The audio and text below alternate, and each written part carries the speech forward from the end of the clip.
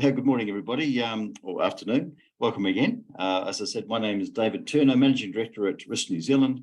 Welcome to this October 2022 Lunchtime seminar. It's an exciting one today.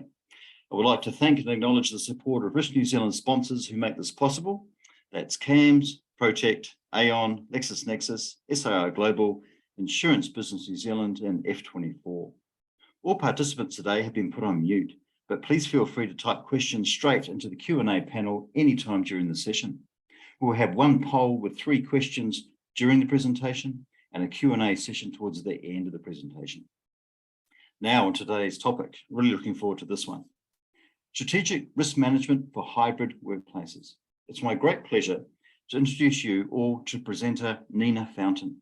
Nina helps senior leaders build workplaces that achieve their business goals. She founded the Workplace Connection, a workplace strategy and change consulting firm focused on understanding and developing the human experience in workplaces. She has pioneered successful hybrid workplace strategy for the past 10 years in Australia and New Zealand. And Nina's why is that she wants to build workplaces that bring out people's best. It's my great pleasure. Here's Nina. Nina, please take it away. Thank you. Thank you, David. It's fantastic to be here. I'm joining you from Wellington. Can't quite tell because of my cool Zoom virtual background, which I'm trying for the first time today. So let's see how that goes. And we're in a kind of middling, almost sunny afternoon here, just afternoon. I've been in Wellington for 8 years. And I've had the pleasure of working with New Zealand organisations and Australian as well, as you'll discover a little bit as I go through some examples. So I'm actually not a risk manager. I'm not an analyst. I'm also not an HR specialist. I do have a fascination and a fondness for risk management, partly because my father-in-law was a risk manager. But also my dad was a safety risk manager, and his focus was on fleet safety. And so I guess it feels a little in my bones, in my genes to be talking about this topic today. What I am is an advisor to senior leadership teams. I'm a consultant, I'm a flexible workplace expert, and I also lead my own remote team and have led flexible teams for the last 10 years or so. And so these workplace risks that I'm discussing with you today are ones that I have lived and breathed and experienced myself. And so, as David mentioned, we do hybrid workplace strategy and change, and that's primarily myself as the lead. And so I am building modern workplaces, have been looking at flexible workplace design since 2011 and published a framework around that, which I'll show you today, in 2014. And that informed the New Zealand government's advice on flexible by default and a number of other organisations in Australia and New Zealand in terms of their flexible workplace approach. And so today, the focus of my work is helping senior leadership teams to make decisions about clever workplace design, and then also to facilitate change on that workplace journey through a human-centered approach. So one of the things I love about strategy and change is that we have these quite cool acronyms. This one's really cute, I think, when you look at it like this. The pestle, a rounded grinding club, often made of the same material as the mortar. But without doing a full environmental, political, social, technological, legal, and the other E review today, we're going to just look at some of the key things that I'm seeing in the environment, and I'll be interested to ask you a couple of questions as well.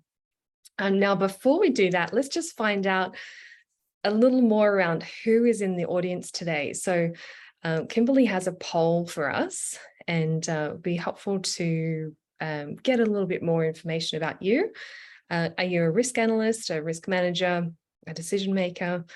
What do you see as the current state of risk? I've just talked about the frequency there. Is it high, medium, or low in terms of how likely these risks are to occur in your organization? I know that that's a very general question, and you might find it not specific enough, but give your estimation, that'd be great.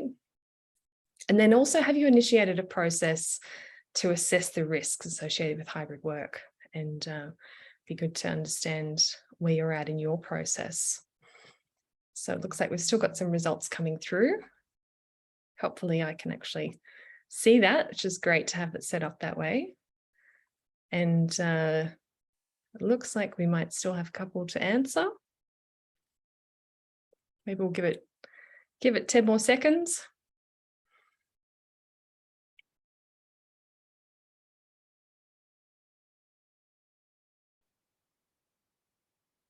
Great, there's one more that's come through. So I think we might finish it there, Kimberly.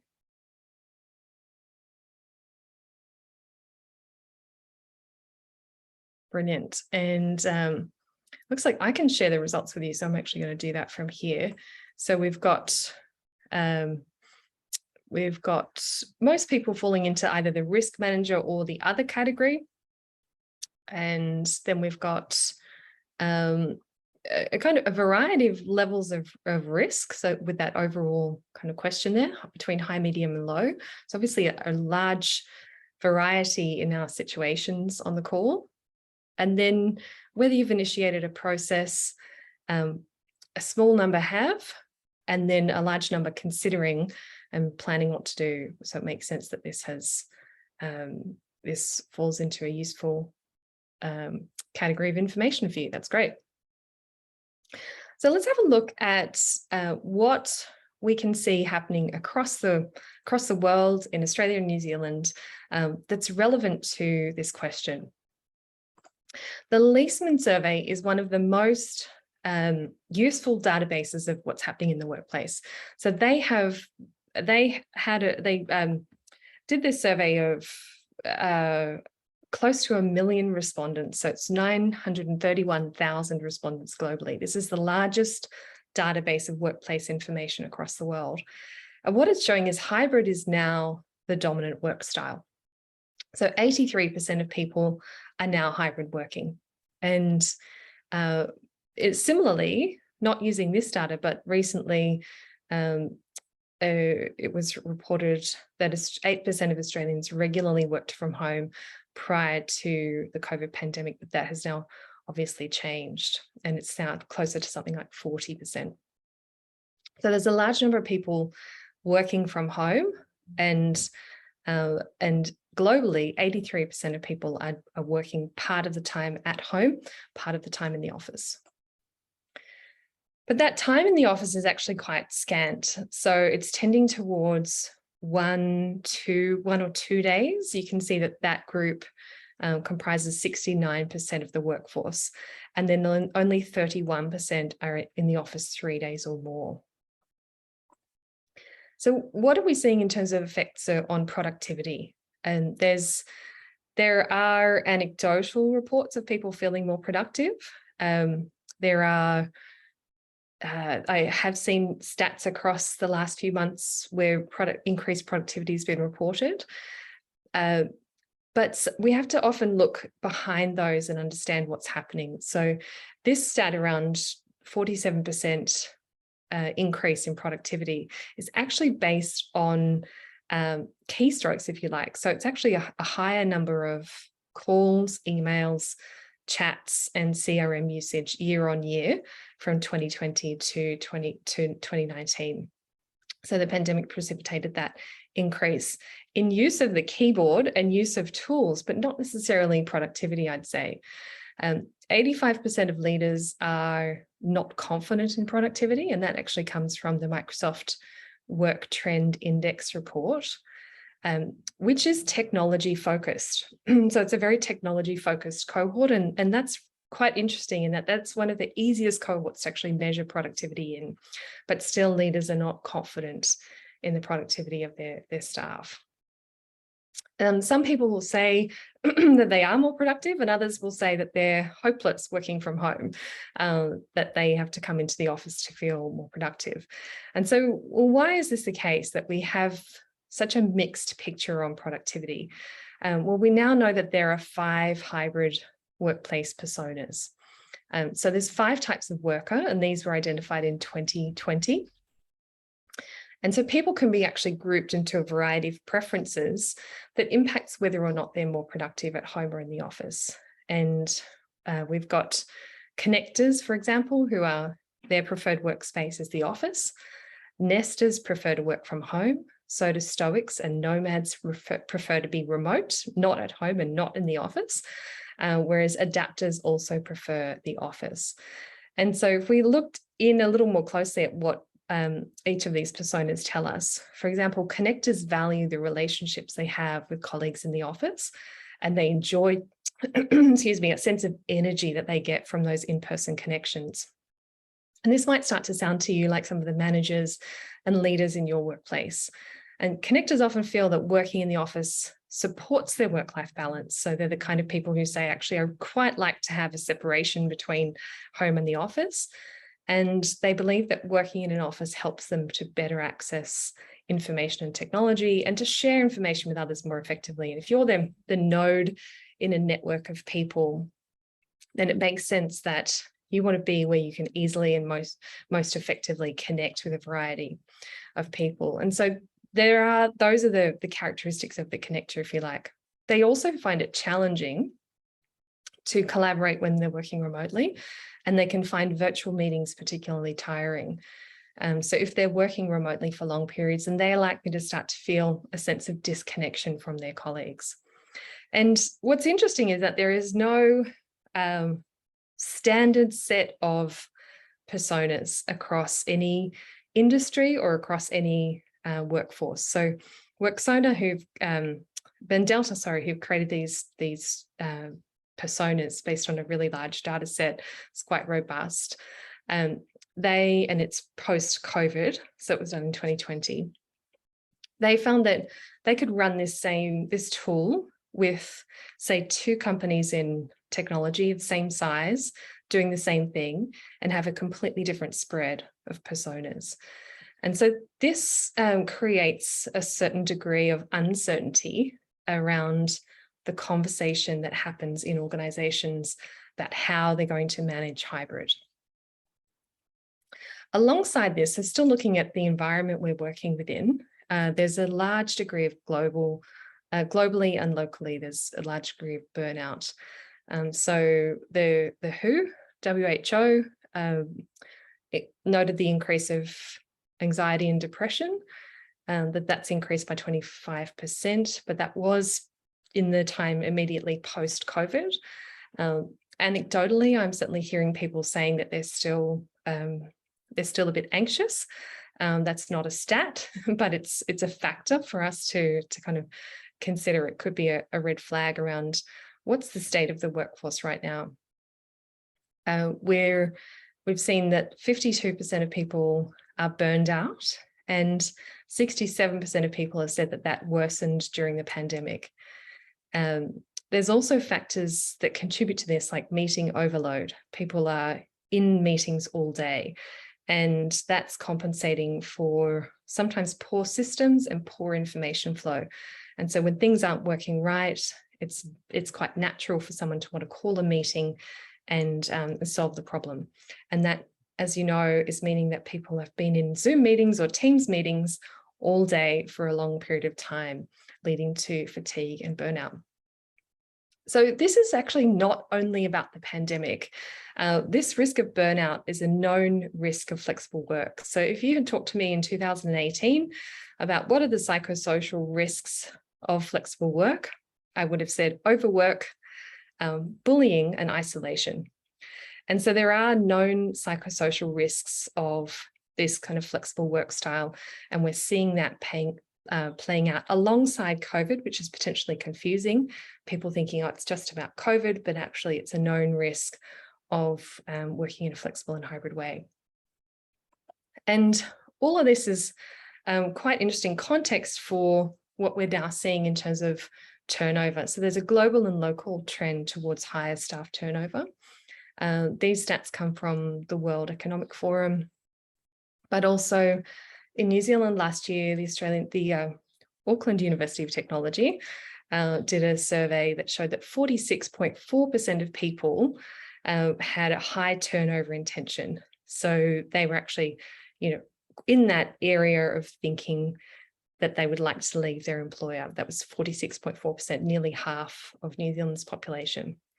Then more recently in Australia, there was a study released in September that showed that 35% of Australians said they would quit their job or start looking for another one if their employer forced them to return to the office full time.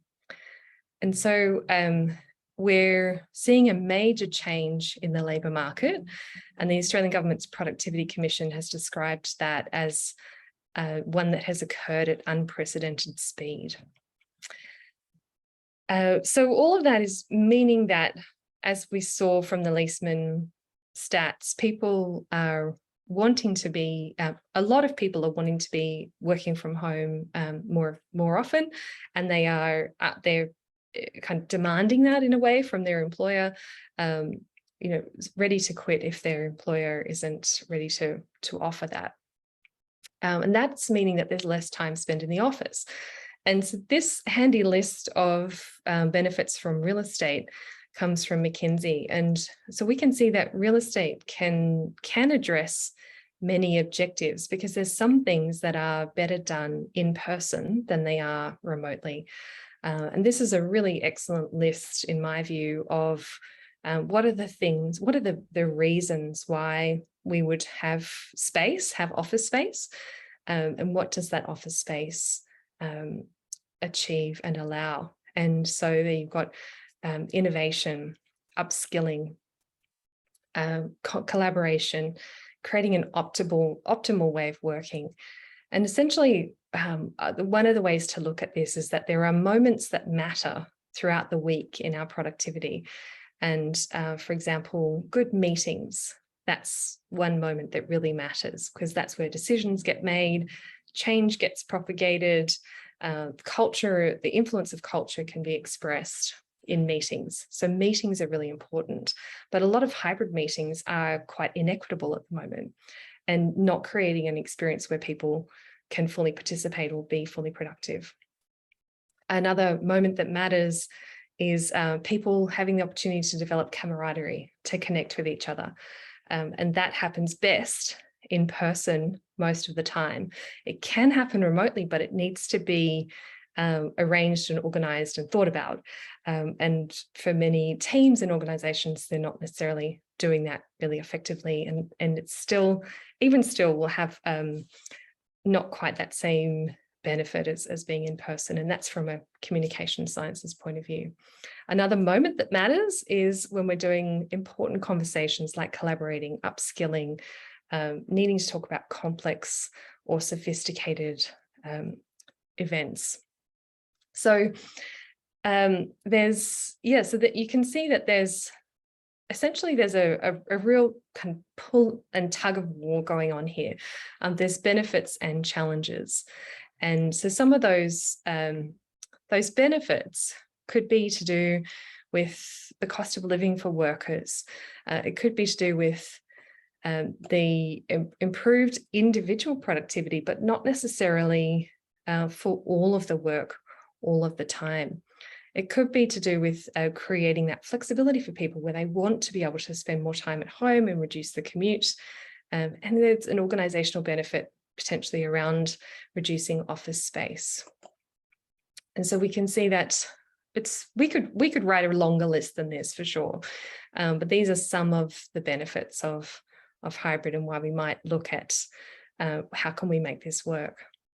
And then there's challenges as well. And so when we think about what we just talked about there, the reduced engagement, the potential for increased staff turnover, and potentially through silos and that disconnection between teams, the loss of knowledge and skills and cultural capital. And so what I find a critical question here is how can we arrive at the right balance? What does it look like to minimize the challenges and to address them effectively, and to maximize the benefits and to really make the most of them, to optimize them? Ultimately, it's a question about how can the workplace enable going forward a healthy future for the organization, one where the risks are managed and we can arrive at these mutually beneficial outcomes. So essentially finding that sweet spot where the employer's need for productivity, for stability, for certainty, for an engaged workforce can be addressed, and where the individual's drive for flexibility and productivity on some of their tasks can be achieved as well. And right now, what's really interesting is that it's very individually driven, but there actually ultimately needs to be an organization, team, and individual balance of needs. And that requires a little bit of mediation. It requires a change approach, and it also requires really clear leadership. But we can't get there without kind of clarity on how to get there. So I'm going to show you a little bit more about the mechanics of where the risks are and what needs to be considered specifically. But to lead into that, I just want to show, I guess, a few organizations where we've taken an approach of looking more broadly and understanding the full scope of everything that's happening within the organization to help them arrive at these sweet spots. And I just want to say these are not examples necessarily of how to do it perfectly, because in each case, there were things I would have liked to do to really land the results more effectively that the organization didn't necessarily fully come on board with. So in fact, they're in some ways examples of what to do, and in some ways examples of what not to do as well. And so this large New Zealand-wide government organisation had a significant number of remote staff. They actually found that their remote staff were going AWOL, so it was quite difficult to get alignment with them. They were not necessarily participative in organisational change activities, and they felt that there were a large number of them who were effectively kind of running their own shop, but on the payroll for the organisation. But across the organisation, they wanted to move to greater flexibility. So they wanted to front foot flexible by default, and in doing that, explore whether there was something they could apply to their remote staff. So we started with a pilot team of 4 teams, and then we did a second pilot with a similarly sized group, but we included remote staff in that one. The main risks they were addressing were attraction and retention. So it's always difficult to get staff. They didn't have a lot of money to offer, so they were really looking for benefits to be able to attract staff. This engagement risk of staff not being aligned, and a productivity risk around not being able to get the work done with people that they needed done, or for people not doing the work that they needed done. And so the focus for this work was on flexible work. It wasn't on workplace or workspace, but what we saw through that was that job satisfaction rose from 76% to 91%. So that was a 25% increase in job satisfaction.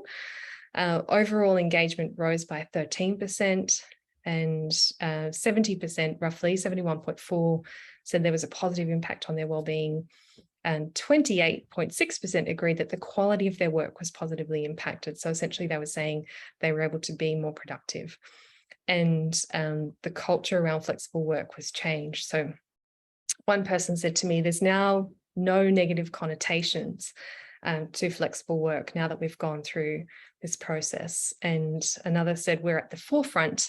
The work that we've done has made a huge difference in the organisation. So what I would love to see this organisation do is to take that approach and do it across all of their teams. But instead, they, as far as I know, have still stopped with those 2 teams and haven't really realised the benefits across the rest of the organisation. Then there was another small government client. They had one central office. They wanted to move to being a flexible employer, again, driven by flexible by default, but also by COVID. So that was their impetus. They implemented manager training, and together, I worked with them, with the senior leadership team. We worked through the model that I'm going to show you to ensure that they addressed all the decisions that will create a sustainable operating model. And in the end, the senior leadership team were confident in their decisions. And the person who brought me in said that was exactly what they needed, was to go through all of those decisions. What this organization really needed to do was, again, to implement that change through team-centered experiments, pilots with their teams. But unfortunately, the organization wasn't open to that. And I don't know how they're going now.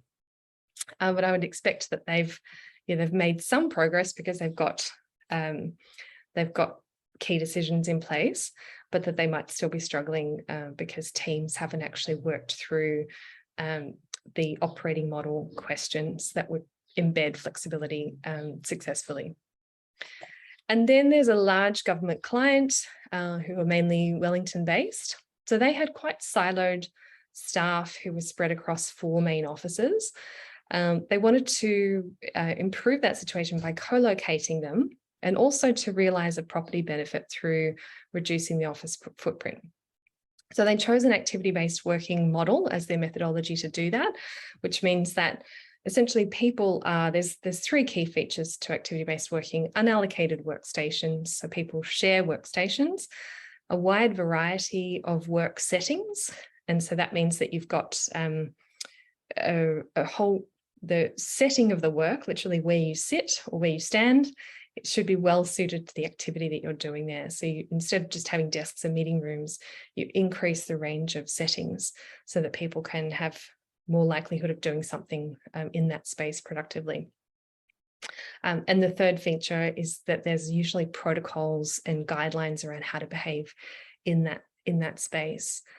And so unfortunately, they had already chosen that before I got involved, or fortunately, because obviously it had the potential for them. But they had a very poorly managed workplace program. So I was approached to say, could you please help us? It's, and a very strong word was inserted in the sentence about where the direction of this program was going. And they really needed a focus that was going to help to bring not only the property goal, but the people goals in line. And so that's one of the challenges here, is that you've often got, and people often tell me that it's hard to get property to understand HR. And so being able to get the two to kind of talk together is a real challenge. And then technology kind of fits into that picture as well. So I introduced a workplace experience focus, as in we talked more about what the workplace could offer the people who would work there. And we gathered the data needed to understand that experience. So that was actually pretty quickly after I got involved. I think after like 3 days, I realized they weren't working with any data. So we pretty quickly had to go out and get that. And then we helped to shape that really helped to shape the program, to understand the capabilities that they needed, and then the change that was needed to support that work. Like a lot of organizations that size, it was quite difficult to get buy-in at the senior leadership level to do a post-occupancy review, which is really the only way that we can be sure that the workspace design and the ways of working in that space are actually achieving the people and the property goals. So they achieve the property goal, but are they achieving the people goals? And as we've seen, there's the area where there's significant risk at the moment is around that people space. And so what I can say is that anecdotally, I've been told by others who work there and have worked in other organizations, that this is one of the best examples still of a genuinely flexible workplace compared with many others. So good to know that we shifted things, at least in terms of what it could have been. And so how do we, where do we focus? How do we create results that are an improvement on what would otherwise happen? How do we arrive at this sweet spot and achieve the win-win between the organisation and individuals, and how do we consider the needs of teams in that picture as well. So when I got interested in this way back when, there wasn't a framework for this. Then in 2014, this is the framework that I wrote for the Australian government. And so I'll show you, there's 10 elements to it. It's a little bit much to look at. But the Workplace Gender Equality Agency in Australia has a legislated role to help businesses understand how to create a gender equitable workforce. And so after having a gender equity strategy, flexible work is the next most significant factor for that. And so there was an assumption here in this model that flexibility was the ultimate aim. So it was a people goal. The property goal didn't factor into this model. But over time, more and more organizations have shifted to want to realize that property goal as well. And so I'll show you another model, but just to pause on this one, if you're wondering where the legal risks are, because obviously there are associated legal risks, they're addressed in this model under flexibility, vision, strategy, and policy. So they considered that they'd be managed under a policy and also under management capability.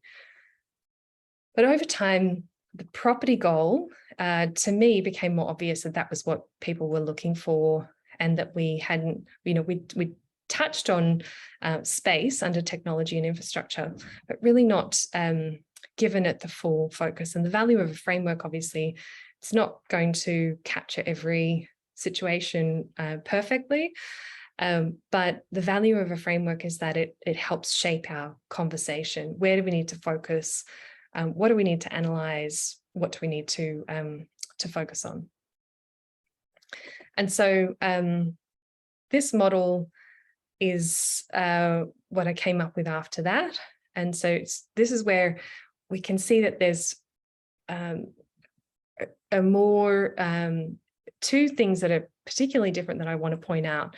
So in the previous model, employee experience was the litmus test of whether the model was working effectively. It meant, did employees have permission, the choice or the room to work flexibly? And what did employees say about that? But what became evident is it's not just the litmus test. It actually needs to be the focus of the model, that the rest of our work doesn't hang together if workplace experience is not the focus. So the rest of the work gets deprioritized in ways that aren't helpful. So that doesn't mean that we're saying that employees run the show. It's not about whether they're happy every moment of the day. It's saying that we're asking a few key questions about their experience so that we can manage those people risks that we looked at earlier. So does the workplace enable people to work productively? Does it enable them to connect easily with their peers? And ultimately, is it motivating to them? And so the whole model is designed to support those three questions, which enable the organisation to achieve their property and people goals without incurring great risks. And so all of those things that were in the 2014 model are still important and they're still there. It's just that this one helps us to focus the conversation where it needs to be. Another key difference is that it's more obvious that there is dynamic change. There's monitoring and adjustment that are really needed. So you can see that there's an element of things moving and us needing to stay focused on adjustment. So if we were to look at it in the simplest way, what we're talking about now, the situation that we're in now, is that we used to think about the workspace as a box, essentially, a spot where we could put people, and didn't want to do anything particularly bad to their experience there, but it wasn't that hard. Desks and meeting rooms, we didn't really need to think about how are people going to work in this space to the degree that we do now. And then ways of working were minimized. Flexibility was around the edges. It wasn't mainstream like it is now. But if we consider to think of the workplace as just the building, then we're completely missing the picture. And that's a that's a point of failure in terms of the risk management in a hybrid workplace. So we now need to think about the workplace model, a sustainable hybrid workplace, arising from attention to both the workspaces and the ways of working. And over time, I've been trying to, I guess, explain to fresh organizations that are considering this, what does it take to get to being a fully flexible, fully hybrid, what we used to call in the past embedded flexibility, where it works, it's part of the furniture. People could work from home 2, 3, 4 days per week and nothing's going to fall over. There's no impact on product and services.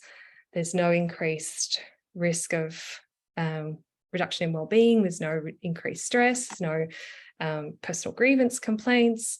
We don't see an increase in turnover. You know, what does it look like for us to do that well? And this is one way, another way to conceptualize it in terms of the capability that the organization needs. And I'm not talking about the manager, as you see this whole organization question. And so it's just hand-drawn because it's a very unscientific demonstration.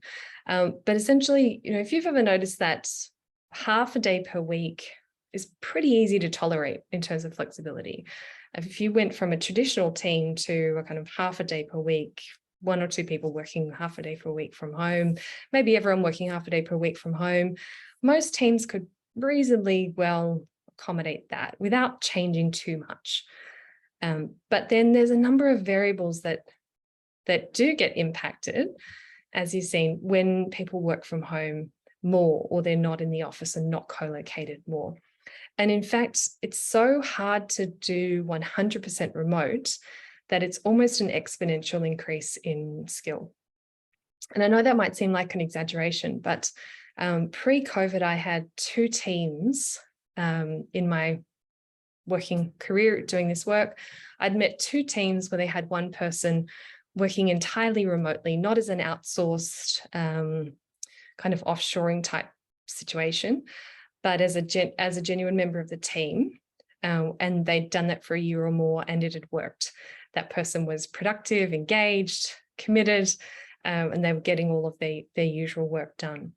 And so 2 teams in that time. And that's why I say when I've worked with teams to see how much they need to change in terms of their operating model, there really is a lot to think through. And that's why it makes sense that organizations are kind of gravitating to this middle ground, where most people feel that a couple of days a week can work reasonably well for them. That's obviously not a one size fits all, but it just it completely makes sense to me that capability is heading in that direction. The capability that we have is why people are kind of gravitating towards that. But having said that, it's not without its problems, as we saw at the beginning. So it's kind of people having a sense that that's probably what they could be productive doing. But actually, I don't think that organizations have put the right guardrails in place to know whether it's working or not. They haven't got the right monitoring. So pre-COVID, I used this analogy. I likened the invisible. So you're hearing me talk about an operating model. And I think that operating model shift has been invisible to people. So one person had approached flexible work pre-COVID as it's a flexible work policy. That's what we need. That's what we need to change. Someone else would say we need to change technology. Another person would say it's all about leadership. And so it's a little bit like the blindfolded people bumping up against the elephant. You know, one person's against the tree, against the leg and thinks it's a tree. One person's against the trunk and thinks it's a rope. One person feels a fan and thinks it's feels the ear and thinks that it's a fan, or so no one's actually seeing the full elephant.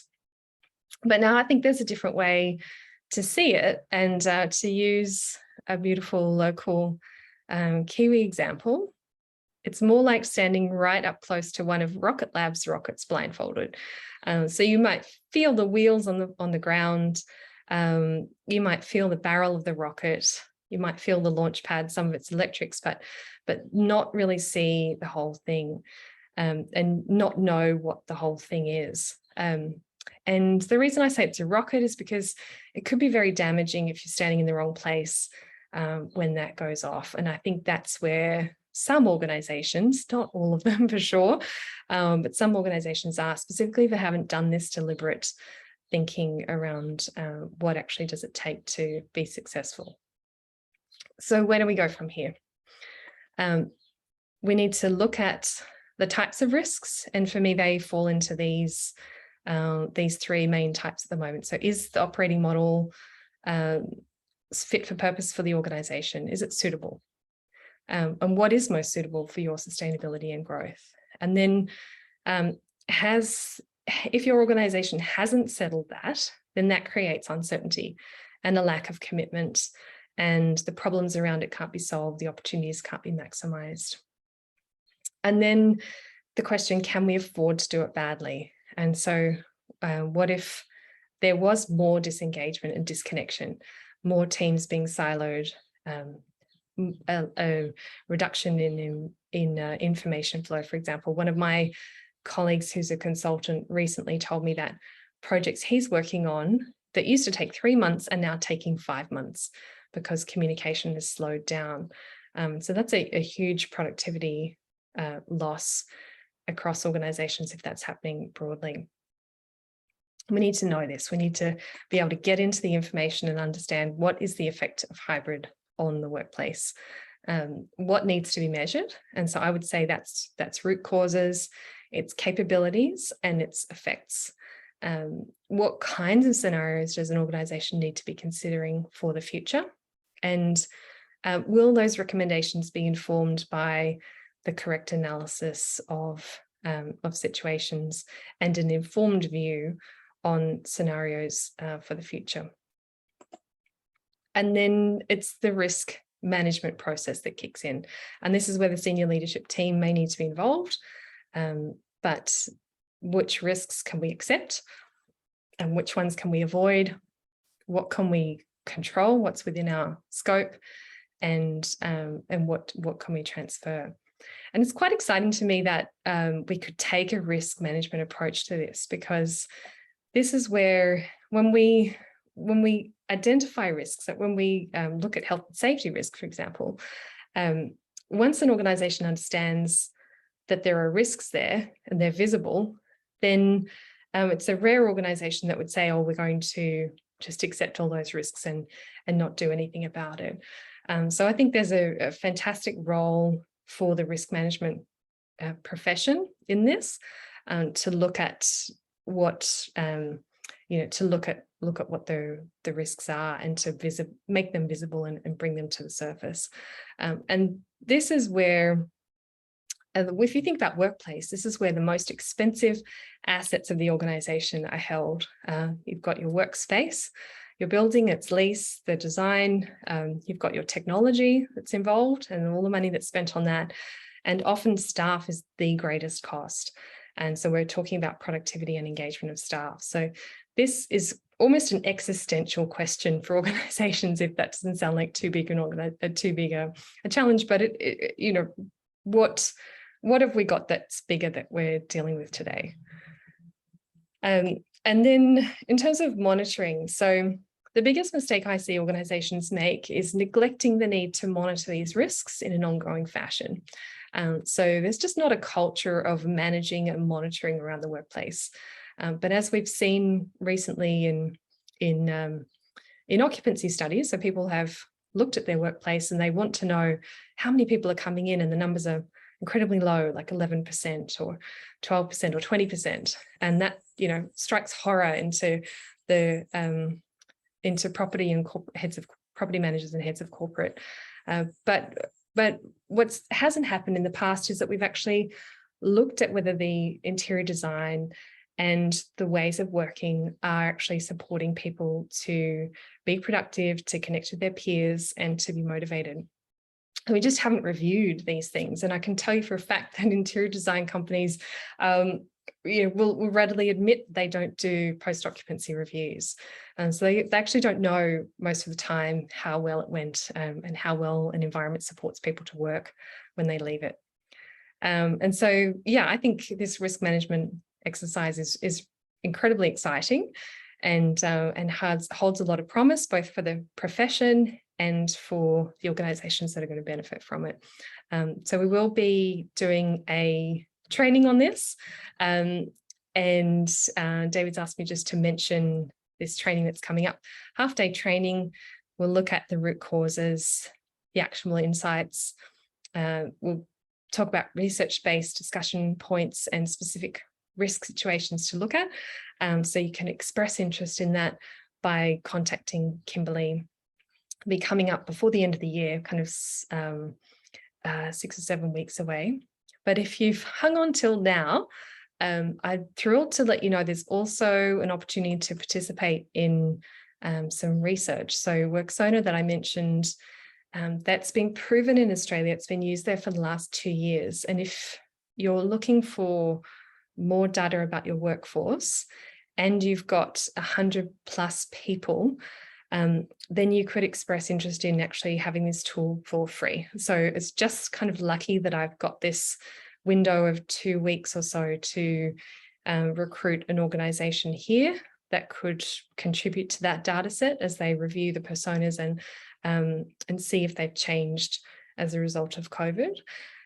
Yeah, really exciting to be able to get that data and to be able to better manage for your workforce for hybrid. So I can only, I think, give one of these, but there is that chance. If you're interested, then I'll drop into the chat my details.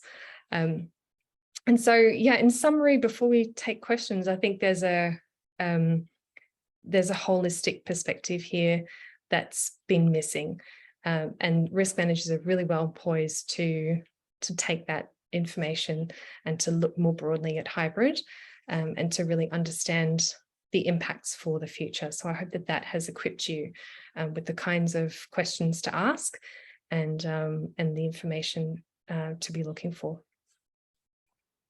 Thanks for that.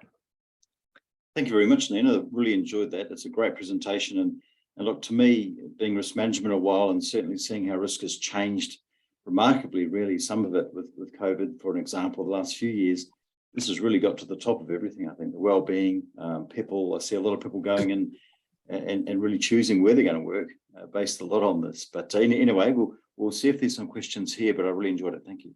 Great. And I'll just put into here the email for the WorkSona research. Please feel free to ask questions in anything you like, really, and always good to have a chat. Yes, it's yours. Thank you.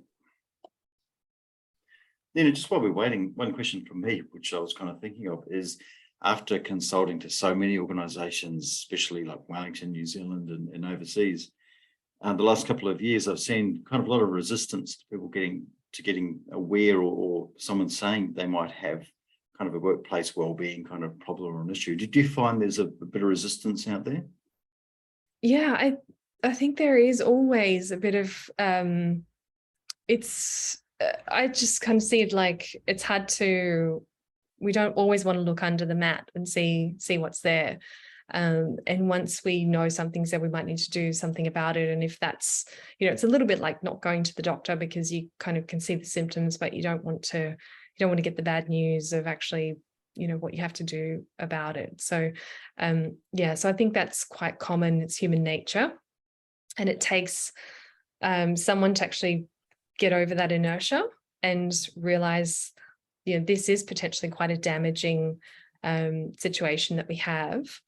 And when we think about the long-term future of our business, this is not something we want to sustain, or we can sustain. So it's almost the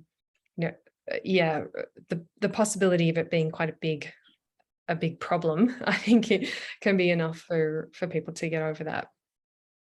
Great. Thanks very much. Yes, I really agree. There's probably a lot more work out there needs to be done. And the hardest thing about risk management is actually saying that you might have a problem. Look, I've got a question here from Regan. So Regan is asking, what approaches do you take to bring staff along on the journey if there are strong existing work practices? Yeah, great. So this is absolutely an essential question, and essentially what it's about is highlighting what is working and what's not working in the current work practices, and then engaging people in an experience where they get the chance to explore the other benefits. And then a human-centered change approach essentially looks to how can you involve people, not just inform them about the changes. And then you're over time taking them through a journey of exploration, essentially. So I found that to be the most effective change process in workplace, because people feel very strongly about workplace decisions, more so than even technology processes. And so it does need to be a human-centered change approach for it to be really effective. So that's something to factor into your risk assessment. Are we open to doing that kind of approach, or what would that take? What would that cost? Is that something we can support? Or, because that's where we're likely to get the benefits, or are we going to do a traditional change approach and likely get these kinds of outcomes? And is that something we accept? So I think there's a huge amount of intelligence in making that kind of an assessment. It doesn't have to be necessarily one or the other.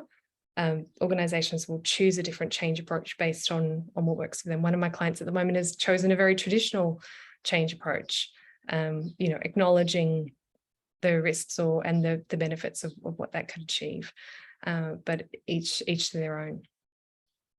Great. Thank you, Nita. Look, ask any questions. We've got a few minutes left, and just while we're waiting, I'll ask one more just to be selfish for my own interest. Great. Is that I know a few people, as I said, looking around to join organisations. What would be some of the key signs or symptoms, if you like, that they should look for to make sure they are getting the most out of an organisation with wellbeing and actually are going to be looked after? Yeah, I think there's a practice around well-being that's relatively well explored and established. And for example, engagement surveys will often ask well-being questions.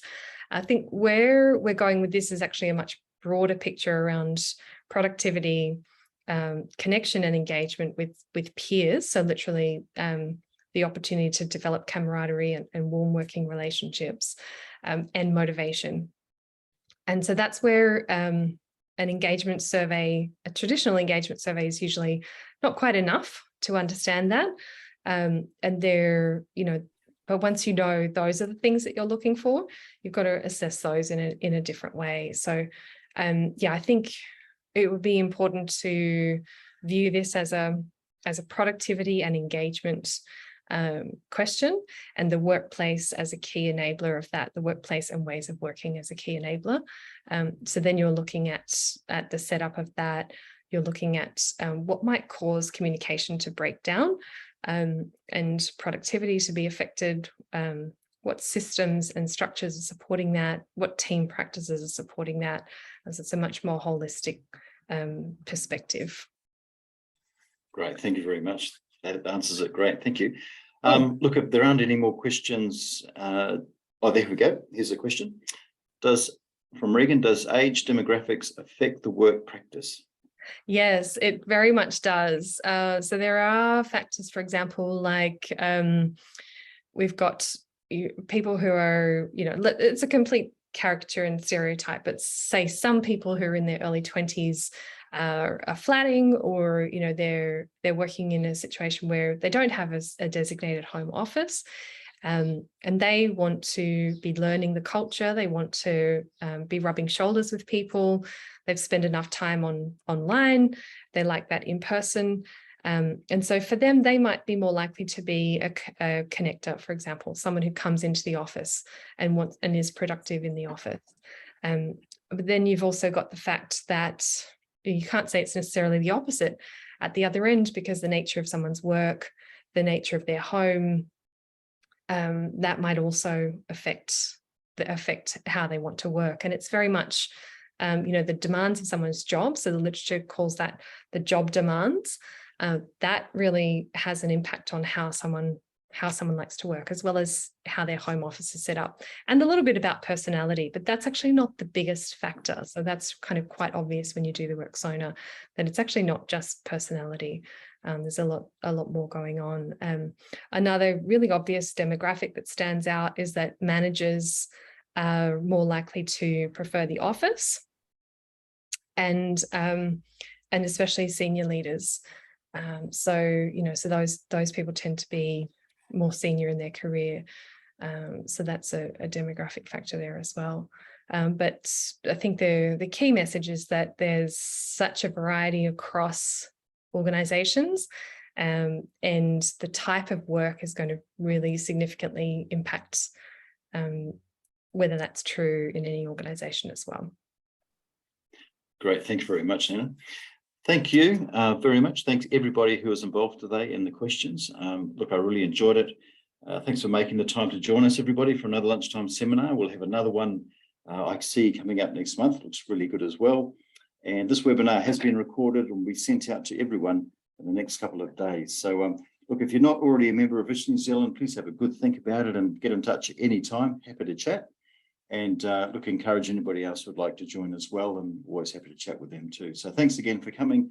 See you next time, and thank you, Nina. Thanks.